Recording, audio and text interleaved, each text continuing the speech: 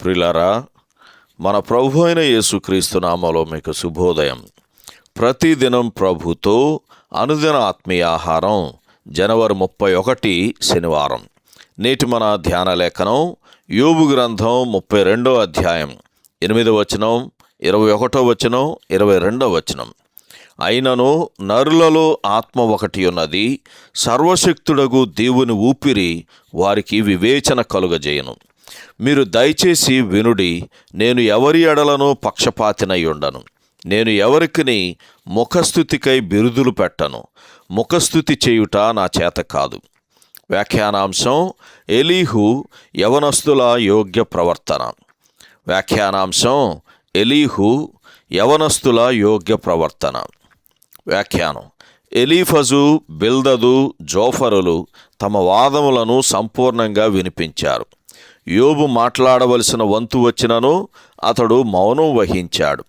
ఇప్పుడు ఎలీహు అను ఒక క్రొత్త వ్యక్తి కనబడుచున్నాడు. ఇతని పేరుకు దేవుడే అని అర్థం. దేవుని ఆత్మ అతని నోటి ద్వారా మాట్లాడబోచున్నాడు. ఈ సందర్భంలో పేతురు రాసిన మొదటి పత్రిక 4వ అధ్యాయం 11వ వచనం చదవండి. మానవుని అసంపూర్ణత ఇంతవరకు స్పష్టంగా బయలుపరచబడింది.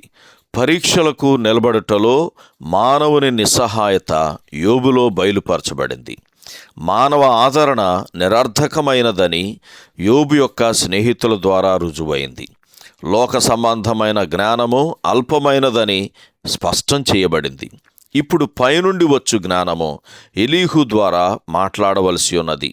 యాకోబు పత్రిక 3వ అధ్యాయం 14 నుంచి 17 వచనాలు ఈ సందర్భంలో చదవండి. ఇతడు ఆ నలుగురి కంటే చిన్నవాడైనను ఇతని ముందు ఆ నలుగురు వృద్ధులు మౌనం వహించనై ఉన్నారు. ఎలీహు ఎంతో యుక్తమైన ప్రవర్తన కలవాడు. అందరి వాదములు ముగించబడే వరకు ఎంతో ఓపికగా వేచి ఉన్నాడు. ముఖ్యంగా యవనస్తులు ఎలా వినాలో తప్పక తెలుసుకోవాలి. మొదటిగా ఇది జ్ఞానానికి సూచన. యాకోబు పత్రిక 1వ అధ్యాయం 19వ వచనం చదవండి. సాధారణంగా యవనుల కంటే పెద్దలకు ఎక్కువైన జ్ఞానం, అనుభవం ఉంటుంది. రెండవదిగా ఇది మంచి ప్రవర్తనకు కూడా సూచన. అయితే నీతియుక్తమైన కోపం చూపటానికి ఎలీహుకు ఇవేమీ అడ్డు రాలేదు. యోబు, అతని స్నేహితులు దేవుని మహిమను గూర్చిన ప్రశ్నలు లేవనెత్తారు. ఎలీహు అనే ఈ నమ్మకమైన దైవజనుడు ఈ విషయంలో వారితో అంత తేలికగా వ్యవహరించలేదు. దైవజనుడు మనుష్యులకు పక్షపాతం చూపటానికి గాని ముఖస్థుతి చేయటానికి గాని అంగీకరించలేదు. ఇవి మనుష్యులు తప్పించుకోలేని 2 ప్రమాదాలు. యోబు గ్రంథం 32వ అధ్యాయం 21వ వచనం ఈ సందర్భంలో చదవండి. సహోదరుడు జాన్ కోక్లన్ శుభములతో వందనాలు.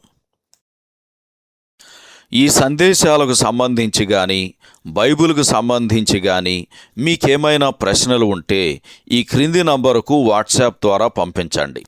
మీ ఆత్మీయ క్షేమాభివృద్ధి కోసం అనుభవజ్ఞుల ద్వారా జవాబులు అందించబడతాయి.